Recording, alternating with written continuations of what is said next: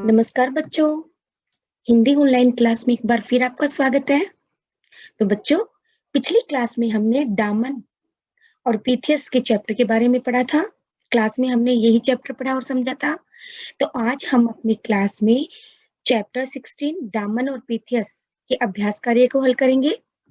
ठीक है बच्चों, तो चलिए करते हैं शुरुआत। हमारा जो पहला प्रश्न है, नीचे दिए गए प्रश्नों के उत्तर दीजिए। मौखिक प्रश्न है। पहला प्रश्न है, दो मित्र कौन थे? तो बच्चों, जो हमारी कहानी थी दामन और पीथियस की, उसी के अकॉर्डिंग हमें जवाब देना है। तो यहाँ पे हमारा उत्तर होगा, दामन और पीथियस दोनों मित्र थे। ठीक है, यहाँ पे मित्रों के नाम बताने हैं। खैपाट, सीसली नगर का राजा कैसा था? तो हमारा उत्तर क्या होगा? सीसली नगर का राजा बहुत ही क्रूर और अत्याचारी था। गैपाट, राजा ने किसे फांसी की सजा सुनाई? बच्चों, पाठ के आधार पे हमारा उत्तर होगा, राजा ने पीथियस को फांसी की सजा सुनाई। अगला प्रश्न देखो, राजा ने पीथियस के सामने क्या शर्त रखी?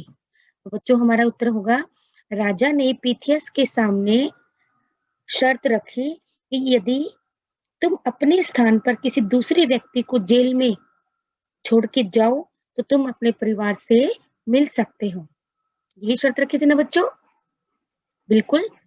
अगला प्रश्न देखो, पीथियस की जगह जेल में रहना किसने स्वीकार किया? तो जैसे कि आप सभी जानते हैं बच्चों, उसका दोस्त, उसका मित्र दामन ने ही जेल में रहना स्वीकार किया था।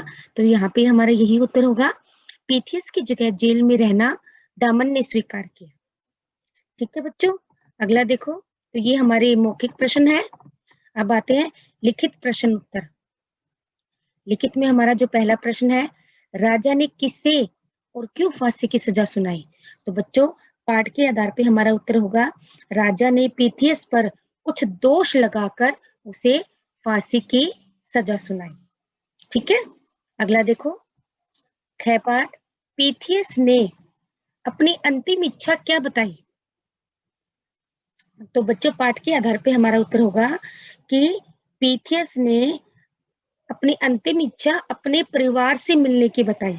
यानी कि वो अपने परिवार से आखिरी टाइम में मिलना चाहता था, यही इच्छा उसने बताई। ठीक है, अगला प्रश्न देखो। अगला प्रश्न हमारा है कि पीथियस की निश्चित समय पर न पहुंचने पर दामन मन ही मन प्रसन्न क्यों हो रहा था? तो बच्चों, पाठ के आधार पे हमारा उत्तर क्या होगा कि जब पीथियस निश्चित समय पर नहीं पहुंचा तो दामन मन ही मन खुश हुआ कि आज मेरा जीवन मेरे मित्र के काम आ जाएगा। यही सोच सोचकर वो बहुत खुश हो रहा था। यानी कि वो अपने दोस्त की जान बचाना चाहता था और इसीलिए उसके समय पर न आने तक वो बहुत खुश था। ठीक है बच्चों, अगला प्रश्न देखो, घैपाट, पीथियस को लौटने में देरी क्यों हो गई? तो बच्चों, पाठ के आधार पे हमारा उत्तर होगा कि लौटते समय पीथियस का घोड़ा ठोकर खाकर गिर पड़ा, जिससे पीथियस को काफी चोट आई और उसका घोड़ा चलने में नाकाम रहा। यही कारण था कि पीथियस को लौटने में देरी हो गई। ठीक है ना बच्चों, यही उत्तर होगा हमारा, क्योंकि उसका घोड़ा ठोकर खाकर गिर पड़ा और वो चल नहीं पाया और पीथियस को भी काफी चोटें आई थी, जिसके कारण वो समय पर नहीं पहुंच पाया। और हमारा अगला प्रश्न है, पीथियस की ने लौटने पर राजा ने दामन से क्या कहा? तो जब पीथियस समय पे नहीं पूछता है तो राजा ने दामन से क्या कहा?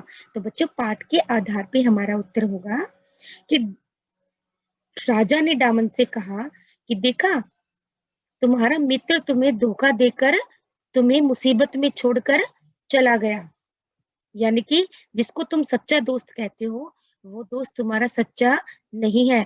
तुम्हें अपनी जगह छोड़कर वो वापस समय पर नहीं आया, यानी कि उसने तुम्हें धोखा दिया है। यही बात राजा ने दामन से कही। अगला प्रश्न देखो बच्चों, दामन की बात सुनकर राजा भौचक्का क्यों रह गया? जब राजा ने पीथियस की धोखा देने की बात कही तो दामन ने कहा, नहीं, ऐसा नहीं हो सकता है, पीथियस मेरा सच्चा दोस्त है, वो ऐसा कभी नहीं कर सकता है।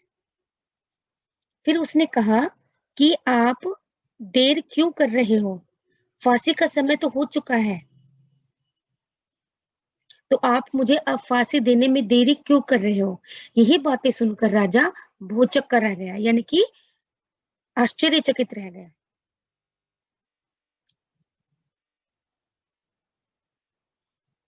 अगला प्रश्न देखो, जो कि हमारा आखिरी प्रश्न है। क्या देखकर राजा की आंखों से आंसू बहने लगे।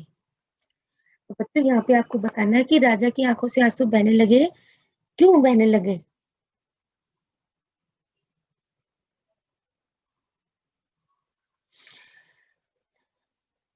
राजा की आंखों से आंसू बहने लगे क्योंकि उसने अभी तक ऐसे सच्चे मित्रों को नहीं देखा था जो एक दूसरे के लिए जान देने के लिए तैयार हो। जब उसने उन दोनों की सच्ची मित्रता दिखी तो राजा की आंखों से आंसू बहने लगे, क्योंकि राजा ने देखा कि वो दोनों एक दूसरे के लिए जान देने को तैयार है। इस हद तक दोस्ती राजा ने आज तक नहीं देखी थी और उनका यही सच्ची मित्रता देखकर राजा की आंखों से आंसू बहने लगे थे। तो बच्चों ये हमारे मौके को लिखित प्रश्न है। चलिए आगे करते हैं अभ्यास कार्य। प्रश्न संख्या 2, हमें सही उत्तर पर टिक लगाना है। पीथियस का मित्र कौन था। तो बच्चों हमारा सही आंसर है डामन। डामन ही पीथियस का सच्चा मित्र था। अगला देखो, पीथियस किससे मिलने गया था, पत्नी से, परिवार से, मित्र से। तो पाठ के आधार पे हमारा उत्तर होगा परिवार से। अगला, राजा ने अंत में क्या किया, दोनों को मुक्त कर दिया, दोनों को फांसी दे दी, दामन को फांसी दी और पीथियस को मुक्त कर दिया। तो बच्चों पाठ के आधार पे हमारा उत्तर होगा दोनों को मुक्त कर दिया। ठीक है बच्चों, ये हमारा हमने प्रश्न संख्या 2 को हल किया। अब प्रश्न संख्या 3, सही शब्द चुनकर वाक्य पूरे कीजिए। तो हमारे सामने ऑप्शन भी है, इन ऑप्शन में से ही हमें फिल करने हैं। पहला, दामन और पीथियस मित्र थे। कैसे मित्र थे, तो हमारा आएगा घनिष्ठ, घनिष्ठ मित्र थे। यही हमारा आंसर होगा बच्चों। अगला, राजा का यूनान का राजा बहुत ही क्रूर और था। कैसा था, अत्याचारी। सेकंड ऑप्शन में क्या आएगा, सेकंड फिलअप में आएगा अत्याचारी। ठीक है बच्चों, अगला देखो, क्रूर राजा ने पीथियस को की सजा सुनाई। किसकी सजा सुनाई बच्चों, फांसी की। किसकी सजा सुनाई, फांसी की। यही ऑप्शन आएगा। अगला देखो, वह अवश्य ही किसी में फंस गया होगा। तो यहाँ पे क्या आएगा, संकट। वह अवश्य ही किसी संकट में फंस गया होगा।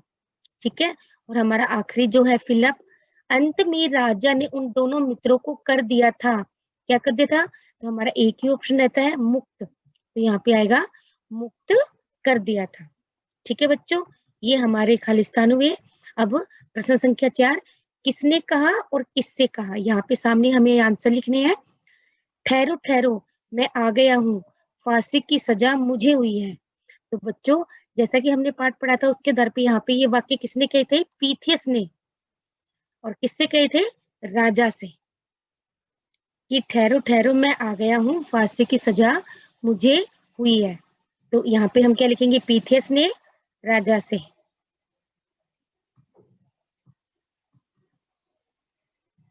उसके बाद अगला जो हमारा वाक्य है ख पाठ, यदि तुम्हारी जगह कोई दूसरा व्यक्ति जेल में रहने के लिए तैयार हो जाए तो तुम अपने परिवार से मिलने जा सकते हो। ये वाक्य किसने कहे, राजा ने। और किससे कहे, पीथियस से। जब उसने अपने परिवार से मिलने की अंतिम इच्छा बताई तो ये वाक्य राजा ने पीथियस से कहे।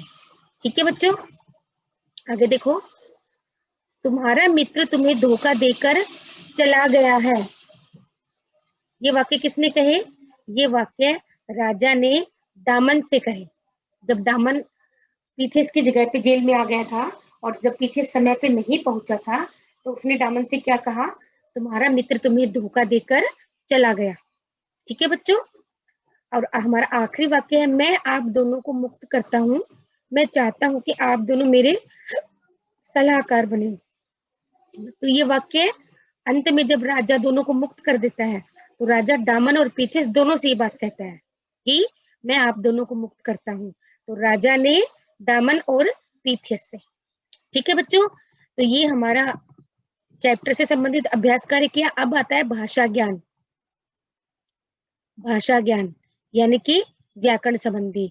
अब हमें विलोम शब्द लिखने। हमारा जो पहला प्रश्न है, विलोम शब्द। मित्र, शत्रु, संभव, असंभव, मुक्ति, बंधन, मुक्ति का क्या होगा, बंधन, निश्चित, अनिश्चित, उपस्थित, अनुपस्थित, जीवन, मरण या मृत्यु, दोनों लिख सकते हैं। तो ये यहाँ पे विलोम शब्द थे बच्चों। उसके बाद हमारा जो अगला प्रश्न है, वाक्यों में सर्वनाम शब्दों को रेखांकित करके उसके सामने लिखने हैं, यानी कि हमें अंडरलाइन भी करना है और वही हमें यहाँ पे बताना है। जैसे पहला वाक्य, दामन को उसकी जगह जेल में डाल दिया गया। तो इसमें सर्वनाम शब्द क्या है, उसकी। तो यहाँ पे आप इसको अंडरलाइन करें और यहाँ पे उसकी शब्द लिख के हम ऐसे अपना प्रश्न हल करेंगे। ख पाठ देखिए, वह अवश्य ही किसी संकट में फंस गया होगा। तो यहाँ पे वह, ठीक है, हमारा सर्वनाम शब्द है जो हम यहाँ पे लिखेंगे। आप अंडरलाइन करेंगे और यहाँ पे वह शब्द लिखेंगे भी। अगला देखो, फांसी की सजा मुझे हुई है। तो यहाँ पे सर्वनाम शब्द क्या है, मुझे, और यही शब्द हम यहाँ पे भी लिखेंगे जैसा कि प्रश्न में कहा गया है। और आखिरी है, मैं ऐसे सच्चे मित्रों की जोड़ी को अलग नहीं कर सकता। तो यहाँ पे मैं सर्वनाम शब्द है, ऐसे,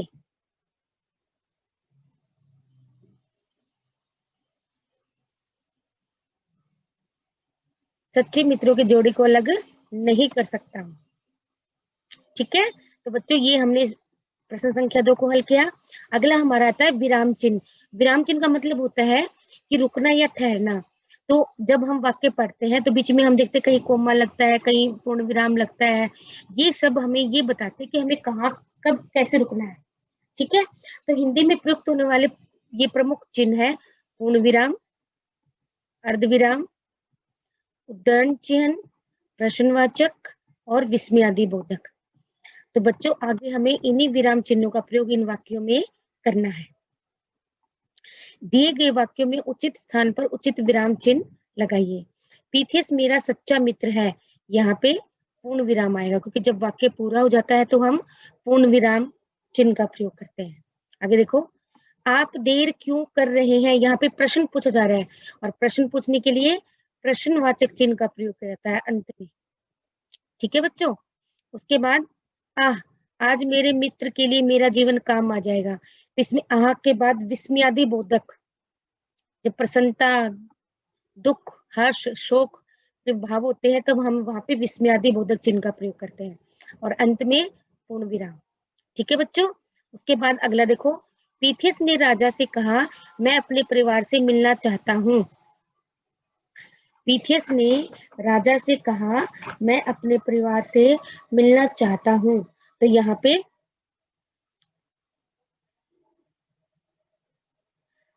कहा के बाद योजक चिन्ह आएगा, उसके बाद डबल इन्वर्टेड कोमा, सेंटेंस के आगे डबल इन्वर्टेड कोमा और अंत में पूर्ण विराम और डबल इन्वर्टेड कोमा बंद। ऐसे ये जो उद्धरण चिन्ह बोलते हैं हम जिनको। ठीक है बच्चों, ये उद्धरण चिन्ह है, जिस कोई वाक्य जो का तो लिखा जाता है तो उसको हम ऐसे लिखते हैं उद्धरण चिन्ह में। ये देखिए, किसी की कही हुई बात को हम ऐसे डबल इन्वर्टेड कोमा में लिखते हैं। तो ये हमारा जो हमने विराम चिन्ह का प्रयोग किया।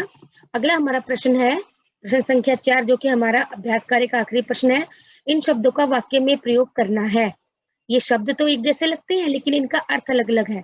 जैसे सजा, यहाँ पे सजा का मतलब है सजावट से, कि जैसे कि हम वाक्य बनाते हैं मैंने अपना घर अच्छे से सजाया है। तो यहाँ पे सजा मतलब सजावट से संबंधित है। और नीचे है सजा, सजा यानी पनिशमेंट, कि राजा ने पीथियस को फांसी की सजा सुनाई, तो यहाँ पे उसको पनिशमेंट के रूप में लेंगे, और पहला सजा का मतलब डेकोरेशन, सजावट से संबंधित।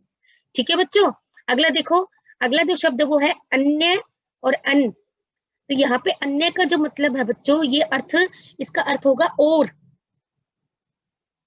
और अन्य लोग, जैसे हम बोलते हैं ना कि वहां पे अन्य लोग भी उपस्थित थे, राजा दामन और पीथिस के अलावा अन्य लोग भी थे, यानी और लोग भी थे। ठीक है, और अन्न का मतलब अनाज। ठीक है, तो जैसे हम वाक्य बना सकते हैं, किसान खेतों में अन्न उपजाते हैं। ठीक है, हमें अन्न का अपमान नहीं करना चाहिए, हमें अन्न का सदुपयोग करना चाहिए। ठीक है, तो इस प्रकार हम इन शब्द, एक जैसे लगने वाले शब्दों को अर्थ के आधार पर हम इनका वाक्य में प्रयोग करेंगे। तो बच्चों, ये हमारे पाठ 16 दामन और पीथियस के अभ्यास कार्य को हमने किया। आप इनकी अच्छे से प्रैक्टिस करिए, एक बार फिर इनका रिवीजन करिए। अगली क्लास में हम फिर एक नए चैप्टर के साथ मिलेंगे।